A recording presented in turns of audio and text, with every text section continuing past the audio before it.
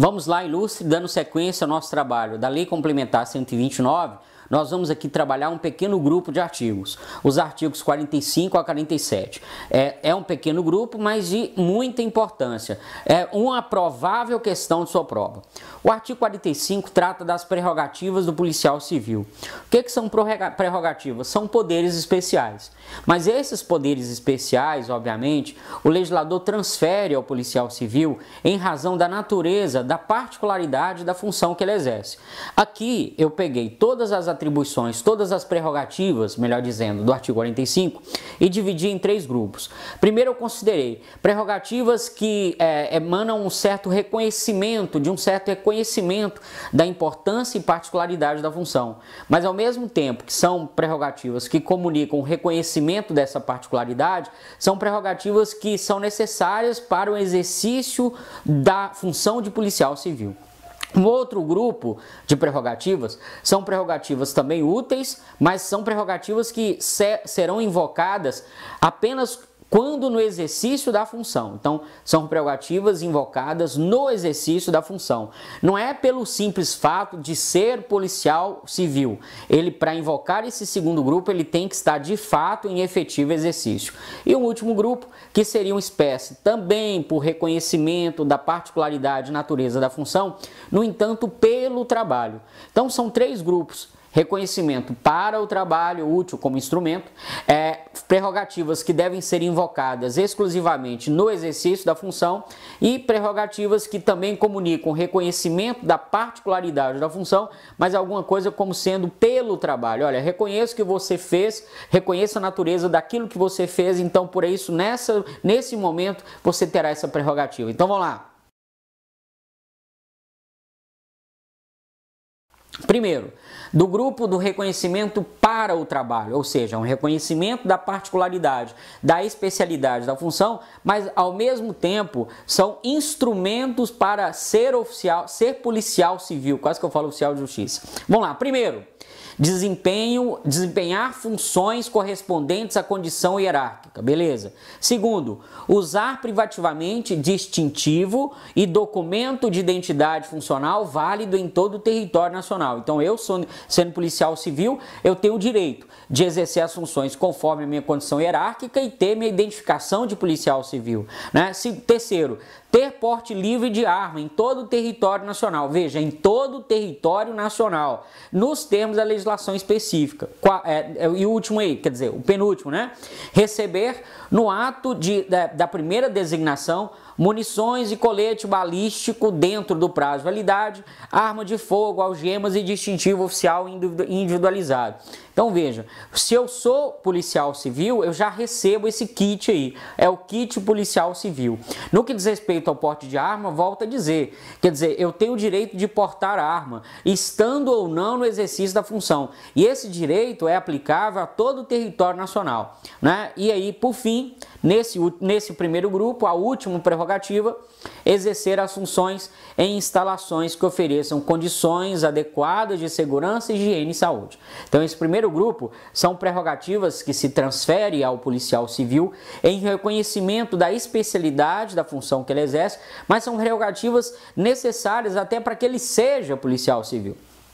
Num outro grupo de prerrogativas, são prerrogativas que ele vai invocar no exercício da função. Primeiro, ter livre acesso a locais públicos ou particulares, sujeitos à intervenção policial, veja, no exercício de suas atribuições, observada a legislação vigente. Aqui eu me lembro, né, quando eu era oficial de justiça, tive uma diligência para cumprir num parque aqui da minha cidade em que havia um evento.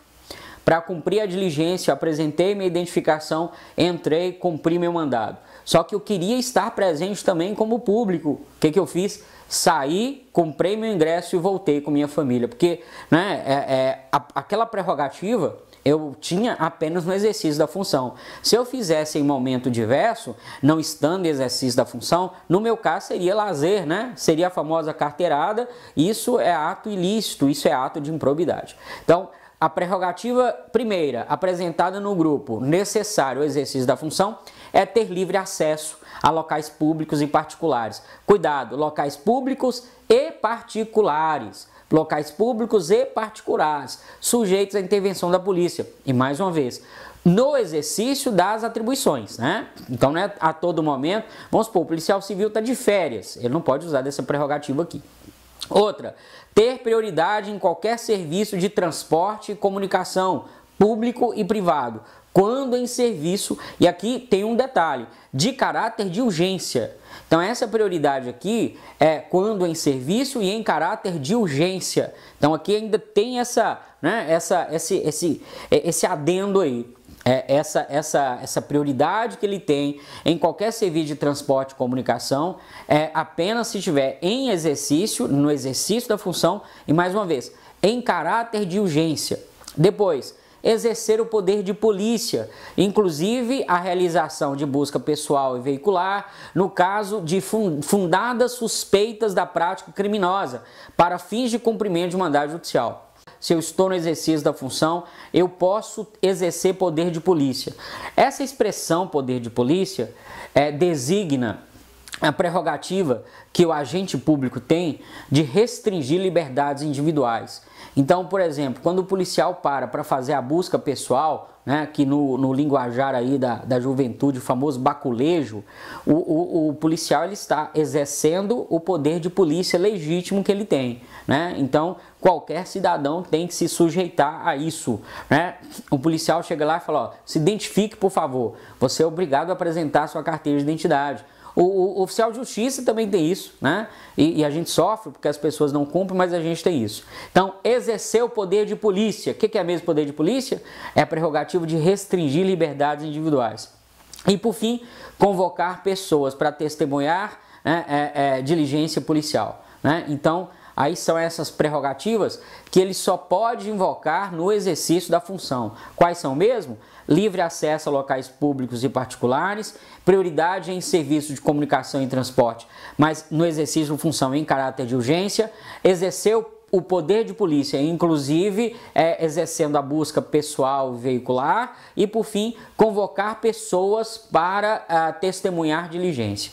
Então essas prerrogativas são prerrogativas que devem ser invocadas exclusivamente no exercício da função. E por fim, no outro grupo, prerrogativas que dizem respeito ao reconhecimento da natureza e importância da função, mas são prerrogativas reconhecidas pelo serviço prestado. Então aqui eu tenho ter aposentadoria especial. A aposentadoria especial é aquela que o tempo de contribuição é menor do que o normal, em razão, por exemplo, do risco característico da própria atividade, né? E uma outra prerrogativa importante, o policial civil ser recolhido em prisão especial, à disposição da autoridade competente, quando sujeito à prisão antes e após a condenação definitiva. Cuidado, antes e após a condenação definitiva.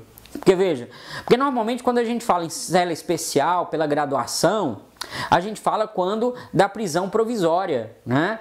Da prisão que acontece antes da sentença. Aqui não, a cela especial para o policial civil, ela é antes e depois da condenação definitiva. Cuidado com isso, antes e depois da condenação definitiva. Esse aí é o grupo de prerrogativas do artigo 45, né? Eu acho que desse jeito ficou muito mais fácil para você analisar.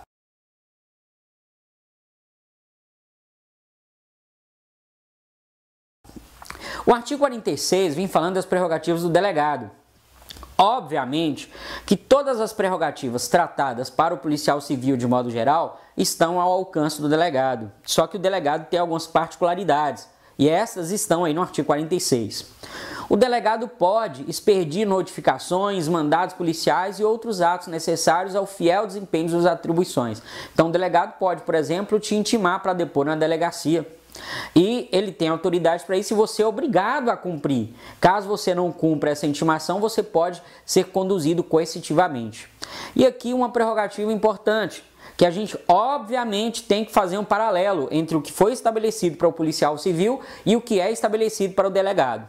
Veja, ser preso somente por ordem judicial escrita. Então, a princípio, né, dificilmente o delegado seria preso em flagrante, por exemplo. Seria preso somente por ordem judicial escrita, salvo em flagrante de crime inafiançável. né? Salvo em flagrante de crime inafiançável. O delegado foi preso? Não foi ordem judicial, não foi mandado de prisão, então foi o quê? Prisão em flagrante de crime inafiançável. Só que aí diz o seguinte, né? Até 24 horas tem que ser levada aí a comunicação da sua prisão ao delegado, ao chefe da Polícia Civil, né? Então o chefe da Polícia Civil tem que ser comunicado da prisão do delegado. Quais as prerrogativas do delegado que nós vimos aqui? Expedir notificações, mandados policiais e outros atos. E além disso, a prisão do delegado. A prisão do delegado é ainda mais restrita. Via de regra, ele só pode ser preso por mandado. Via de regra, ele não seria preso por prisão em flagrante. Prisão em flagrante só no caso de crime inafiançável.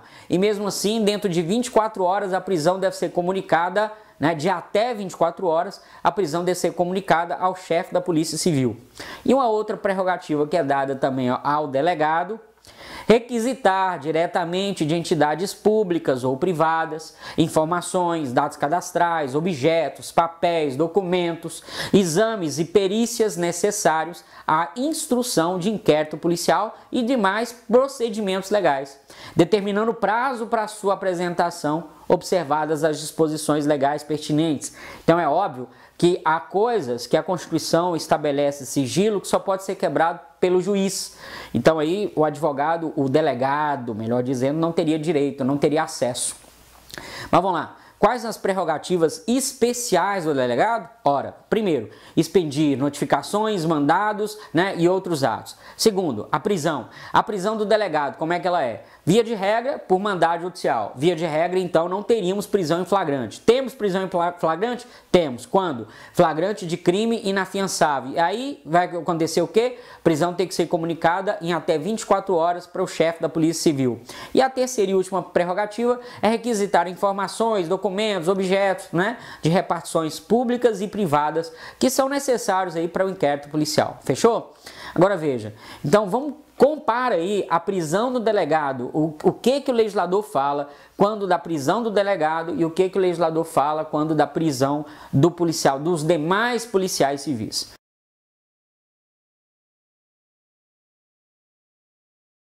No delegado nós vimos preso somente ordem judicial. Se for em flagrante, apenas flagrante em crime inafiançável. E aí essa prisão deve ser comunicada em até 24 horas ao chefe da Polícia Civil.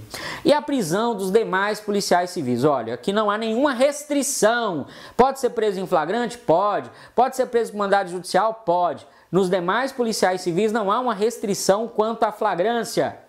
Correto? Só que é o seguinte, seja prisão provisória, seja prisão definitiva depois da condenação, cela especial, correto? Cela especial. Agora, detalhe, cuidado, eu não disse aqui que todas as prerrogativas que estão ao alcance do policial civil estariam também ao alcance do delegado?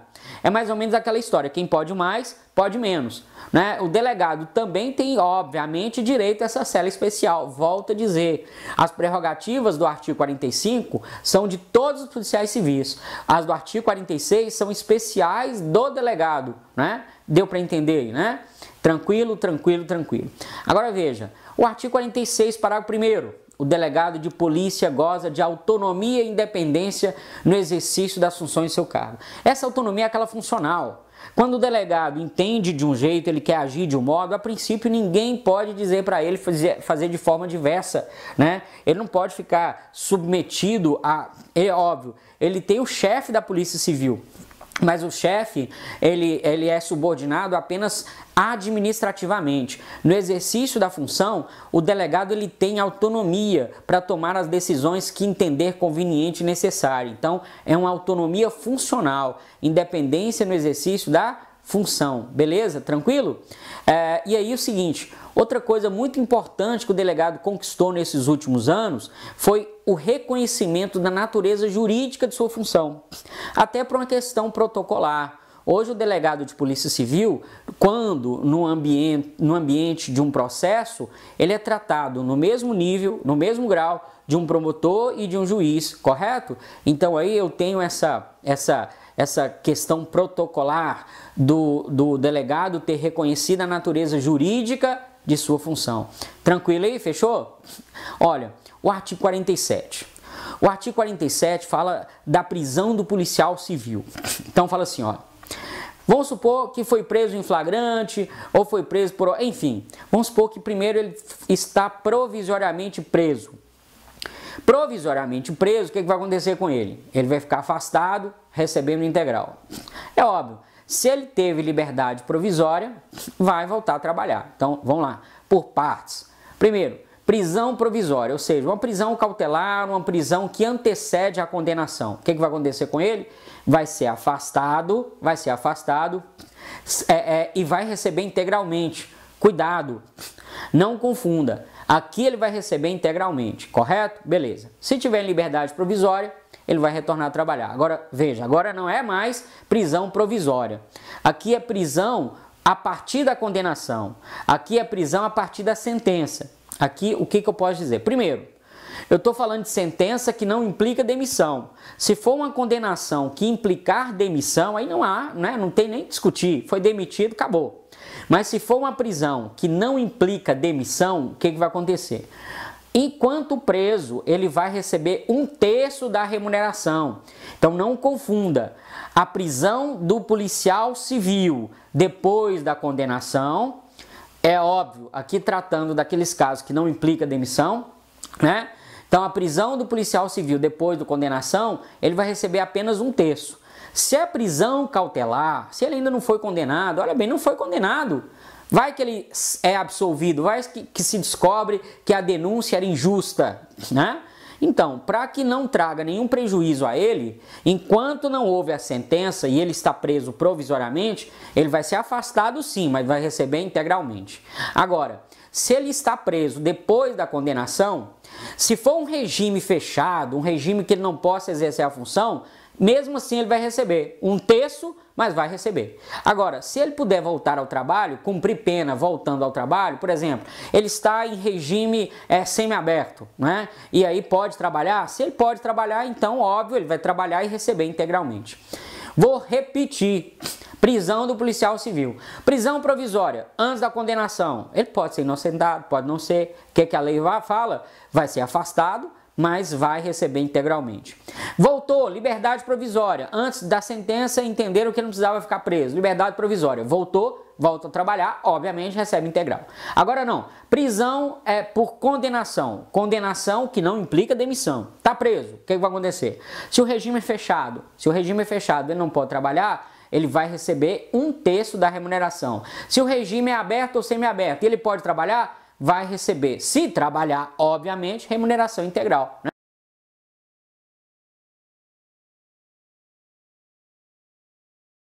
Então veja, os artigos 45 a 47 trazem essa questão toda que nós tratamos aqui. Bons estudos, dê uma analisada nos esquemas que eu elaborei, dê uma lida nos artigos e resolva o conjunto de questões. Um abraço, fiquem com Deus e excelentes estudos!